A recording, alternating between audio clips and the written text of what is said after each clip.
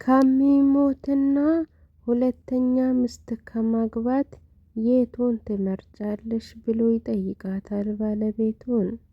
ባለቤቱም ዝም አለችው። ከዛም ትንሽ ቆይታ በተደጋጋሚ እየጠየቀለት ነው ወይ ብላ ብታሳልፉም በተደጋጋሚ ይጠይቃታል። ከዛም እሷ ደግሞ አሰላሙ አለይኩም ወራህመቱላሂ ወበረካቱ የመዲ ዩቲዩብ ቤተሰቦች እንዴት ናቸው? እንደውም አስተማሪ ታሪክና አንዳንድ ስለ ዩቲዩብ መረጃዎች የምንልክበት ቻናል ነው። ላይክ፣ ሼር፣ ሰብስክራይብ ማድረጋችሁ እንዳትረሱ። ስለምታበረታቱን ደግሞ ከልብ እናመሰግናለን። ወደ ታሪኩ እንቀጥል። ወይ ከሚሞት ወይ ሁለተኛ ሚስት ከማግባት የቱን ትመርጫለሽ ብሎ ይጠይቃታል ባለቤት። በጠዋት ተነስቶ ሱፉን የለበሰ ሚስት ጃኬቱን እያስተካከለችለት ወይ ከሚሞትና ሁለተኛ ሚስት ከማግባት የቱን ትመርጫለሽ ይላታል። ታሪኩ የሚጀምረው እንዲህ ነው። ሁለት ወንድማማቾች አሉ። ሁለቱም ባለትዳር ናቸው። አንዷ ደግሞ የቤት እመቤት ናት። አንዷ ደግሞ እንደውም ስራ አላት። አስተማሪ ናት። ከዛ እሷ ሄዳ እዛ ውጭ ሰርታ ትመጣለች። አንዷ ደግሞ በጣም ለቤተሰቦቹና ለትዳሯ ደፋ ቀና የምትል ናት። ቤቷን በጽዳትና በስነ ስርዓት ቀጥ አርጋ ይዛ ከቤቷ ተርፋ ደግሞ ለአባት እናቱም ምግብ እያበሰለች ወደ ቤተሰቡ ትልካለች። እንደውም የታናሽ የወንድሙ ሚስት እሷም እዛ ስራ ስለምትውል የእሷን ልጆች ሳይቀር ምግብ ታበስላለች፣ ታበላቸዋለች። ቤቷንም የወንድሟንም ልጆች እንደውም የሱንም አባት እናት ሁሉንም ቀጥ አርጋ ይዛለች። ልጆቿንም ታስተምራለች፣ ልጆቿም ታስጠናለች፣ ቁርአን እንዲቀሩ ታደርጋለች። ባሏ ከስራ ሲመጣ ቤቷን ፏ አርጋ ትጠብቀዋለች። እንደውም በጣም እልም ያለች ባለሙያ ናት። በጣም ምግቧ ሁሉም ቤተሰብ የእሷን ምግብ ይፈልጋል። ከራበው ወደ እሷ ቤት ነው የሚመጣው። እና እንደዚህም ያለስ የታናሽ ሚስት የእሷ ምግብ እኮ ሲጣፍጥ ብሎ ባሏ እሷን ሲያደንቅ በጣም ትቀናለች። እሷ አስተማሪ ናትና ሰርታ ወደ ቤት ትገባለች። ከዛ ምንም አይነት ምግብ ብትሰራ ግን ይቺን ማሞገሷ አልቀረም ባሏ። ብዙ ጊዜ እኮ እሷ እኮ አይኗን ጨፍና ብትሰራ ራሱ ምግቧ ይጣፍጣል ያለ በተደጋጋሚ ያወራል። በዚህን ሰዓት ሚስቱ በጣም በቅናት ትንገበገባለች። ከዛ ሁሉም ደግሞ ቤተሰቡም ይሁን የሆነ የፕሮግራም ሲኖርም የሰርግም የሀዘንም የትኛውም አይነት እንትን ሲኖር ዘመድ አዝማዱ ሲቀር ሲመጡ እሷ ትስራለን ምግብ፣ እሷ ምሳ ትስራለን ማለታቸው አልተውም። ሁሉም በሙያዋ በጣም ያደንቃታል። ከዛም እቺ ሴት ክብሯን ጠብቃ ቤቷን በጽዳት ይዛ ነው የምትኖረው። እቺ ደግሞ ውጭ ሰርታ ነው የምትገባው። ከዛም ከእለታት አንድ ቀን የታናሹ ሚስት በጣም በቅናት ተንገበገበች። ከዛም በቅናት ተንገብግባ አንቺ እኮ ቤት ምግብ እያበሰልሽ ነው የምትውይው፣ እኔ ደግሞ ውጭ ሰርቼ ነው የሚመጣው ትላታለች። ከአንቺና ከእኔ እኮ ያንቺ ነው፣ የኔ ነው። ስለዛ ደግሞ እኔ ወጥቼ አልሰራሁም ብዬ ምንም አይነት ጸጸት አይሰማኝም። እኔ ቤቴን ማገልገል ያስደስተኛል፣ ቤተሰቦቼንም ማስደሰት ያስደስተኛል ብላ ትላታለች። ከዛም ብዙ ጊዜ ተንኮል አስባ የታናሽ ወንድሟ ሚስት በሷ ቀንታ ብዙ ነገር ብትሞክር ሊሳካላት አልቻለችም። ባሏ ሁሉ ጊዜ እሷን ሲያሞግስ በጣም በቅናት ተንገበገብና ሰይጣንስ ምን ይሰራል አንገበገባት። ከዛም የትምህርት ቤት አብሮ የሚያስተምሩ ጓደኛ ነበረቻት። ከዛም ጓደኛ ነበረቻት። ከዕለታት አንድ ቀን ትምህርት ቤት ልጆቹን ሊያመጣ ሄዶ የእሷ የዚች ባል ቤት የምትውለው ባል ከዛ ልጆቹን ሊያመጣ አንድ ቀን ሄዶ ከዛም በኋላ ልጆቹን ተቀብሎ ሊመጣ ሲል እነሱ ደግሞ ከትምህርት ቤት ሊወጡ ሲሉ ያቺ ጓደኛዋ ከሩቅ አይታ ይሄ ማን ነው ምናምን ብላ ትጠይቃታለች። ይህ እኮ የባሌ ወንድም ነው ብላ ትነግራታለች። ከዛ ምን ነው ደስ አለሽ እንዴ ምናምን ነገር አለቻት። እቺ በውስጧ ተንኮል ስላለ በጣም ስለምትቀናባት የእሷን ጥያቄ በጥያቄ አረገቻት ጓደኛዋን። እሷ በአጋጣሚ ነበር የጠየቀችው፣ ምንም አስባ አይደለም።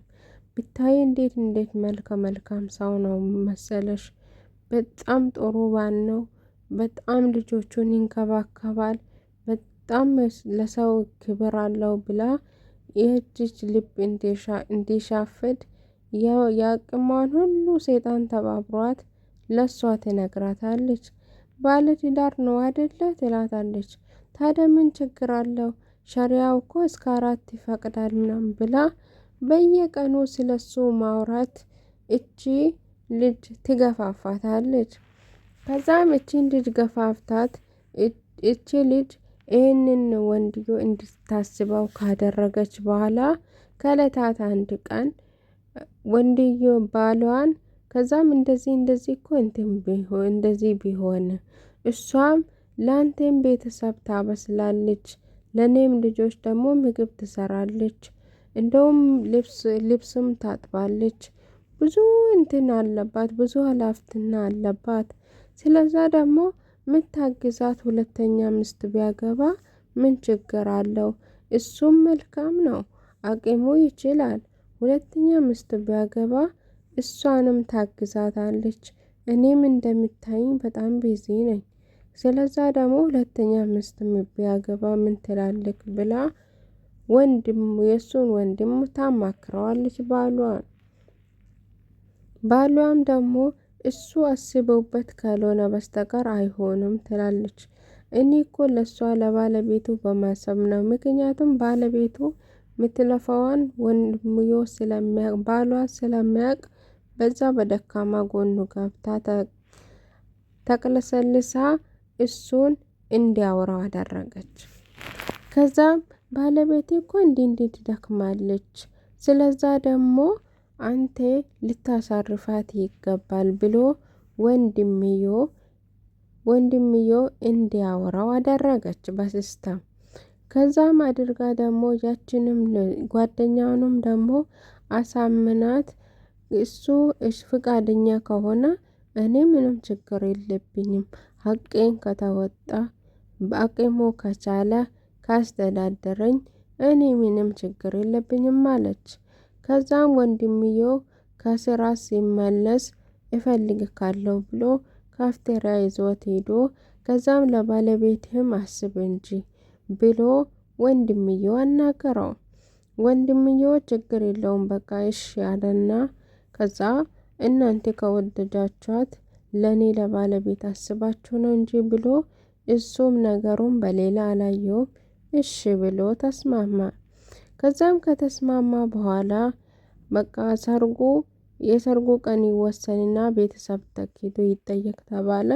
ይሄ ሁሉ ሲደረግ ግን እቺ የምታውቀው ነገር የለም። እቺ ምስኪን ውስጥ ልቧ ንጹህ ነው። ከዛም የምታውቀው ነገር የለም።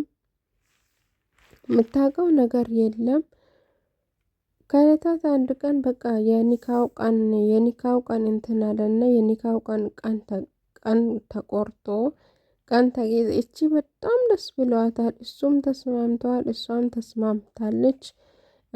የአባት እናቱም ተጠየቁና ችግር የለውም እዛ ውስጥ ሰፈር ውስጥ በጣም የሚደነቁ ሰዎች ናቸው እዛ አካባቢው ላይ። ከዛም በቃ ቀን ተቆረጠና ቀን ለሐሙስ ተባለ። ሐሙስ ጠዋት ባል ሱፉን አውጥቶ የሚለብሰው ልብስ መርጦ ለብሶ ከዛ በኋላ ዛሬማስ የኔ ውድ ባል በጣም አምሮብካል፣ የት ልትሄድ ነው ብላ ሚስት ከረባቱን ታስተካክልለታለች። ከዛም ከረባቱን ስታስተካክልለት ሁለተኛ ከሚያገባና ከሚሞት የቱን ትመርጫለሽ ይላታል። ከዛም አንተ ደግሞ ዛሬ ቀልድ አምሮካል እንዴት ትለዋለች። ከዛም የምር ነው እኔ ቀልድ አላማረኝም አላት። ከዛም አሁንም አትቀልድ ባኪ እያለች ዛሬ ደግሞ በጣም አምሮብካል የኔ ውድ ባል እያለች ከረባቱን ታስተካክላለች። ከዛም ነገሩን ልታሳልፈው ብትሞክሩም ሲሪየስ ሆነባት። ከሚሞትና ከሚያገባ የቱን ትመርጫለሽ አለቻት። እኔማስ ከዛ ነገሩ ሲከርባት ምላሽ ግዴታ ሆነባት። ከዛም አንተ ሁለተኛ ብታገባም እኔና ልጆቼን እንደማትበድለን እርግጠኛ ነን፣ እተማመንብካለሁ የኔ ውድ ባል አለችው። ከዛም ባል የዚህን ሰዓት አልቻለም። በጣም ልቡ ተሰበረ።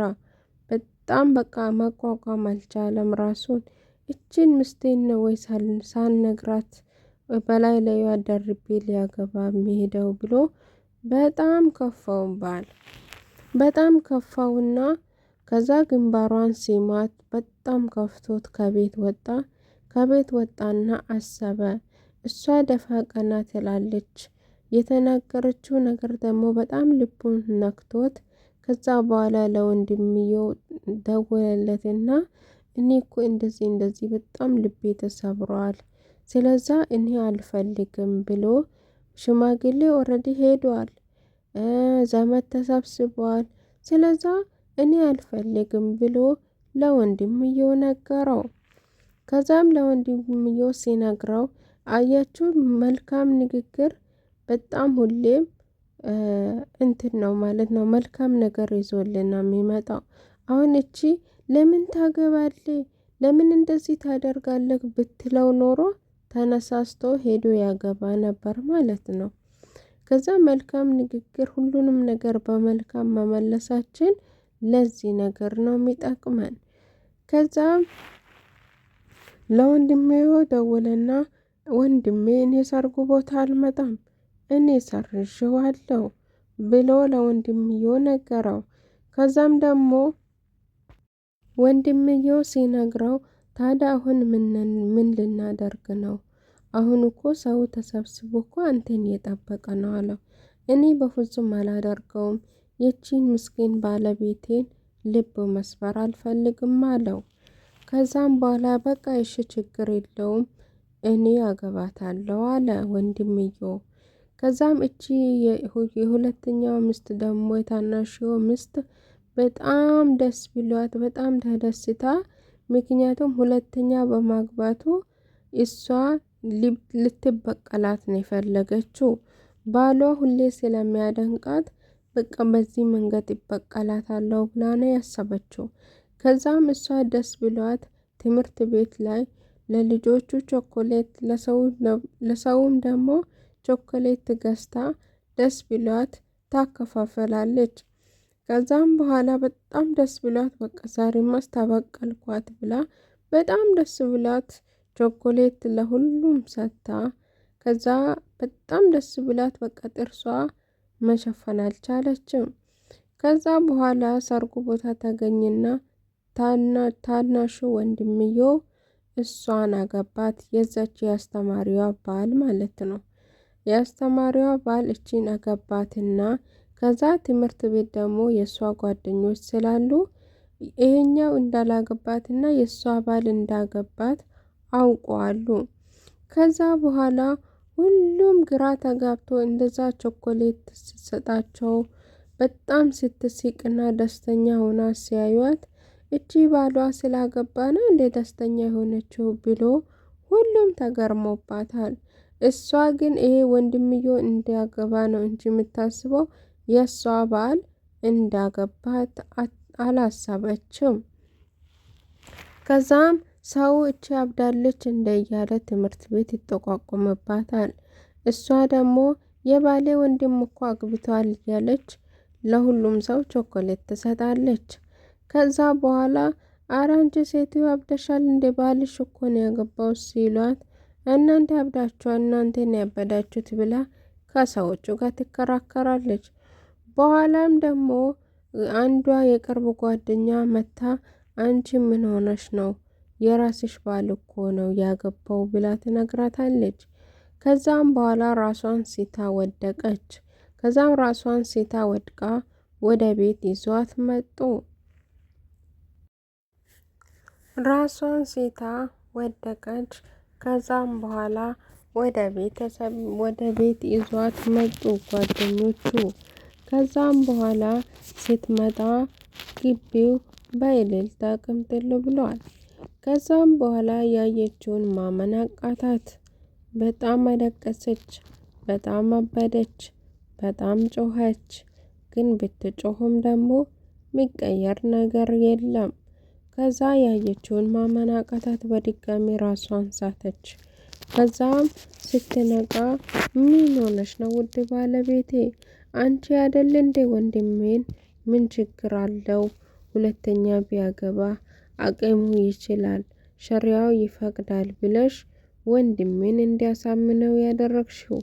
እንደዛ ስላደረግሽ እኮ አንቺ ችግር የለውም ፍቃደኛ ትሆኛለሽ ብዬ ነው ሳልነግርሽ ይሄ ነገር ሲከሰት እኔ ያገባኋት አላት። ከዛም በጣም አዘነች፣ በጣም ተከፈች፣ በጣም ተቆጨች። ግን ብትቆጭም ምንም የሚቀየር ነገር የለም። ሁለተኛ ይፈቀዳል ብለሽ ምን ችግር አለው ብለሽ አንቺ ወንድሜን እንዲያሳምን ስላረግሽኝ አንቺ ደግሞ በሸሪያ ታምኛለሽ ብዬ አልነገርኩሽም አለኝ። ከዛ በኋላ በጣም ነው የተናደደችው፣ በጣም ነው የተቆጨችው፣ በጣም ተበሳጨች። ከዛም በኋላ በጣም ተናዳ በጣም በቃ በሷ በጣም ተጸጸተች። እኔ ለሷ በቆፈርኩት ጉድጓድ እኔ ገባሁበት ብላ በጣም ራሷን በጸጸት ጎዳች። ከዚህ ታሪክ ምንድነው የምንማረው? የሰውን ልጅ እንበድላለን ብለን የሰውን ልጅ በሰው ልጅ ተንኮል አስበን እንትን ብንል እራሳችን ላይ ነው የሚጠመጠምብን። ለሌላው በቆፈርነው ጉድጓድ እኛ እንደምንገባበት አንድ ቀን እንዳትረሱ። እንዴት አድርጎ አዙሮ በራሷ ቤት እንደገባ አያችሁ። ለሷ በቆፈረችው ጉድጓድ እራሷ ገባችበት። ከዚህ ታሪክ እንደተማራችሁ ተስፋ አደርጋለሁ። ላይክ፣ ሼር፣ ሰብስክራይብ ማድረጋችሁን እንዳትረሱ። ስላዳመጣችሁኝ አመሰግናለሁ።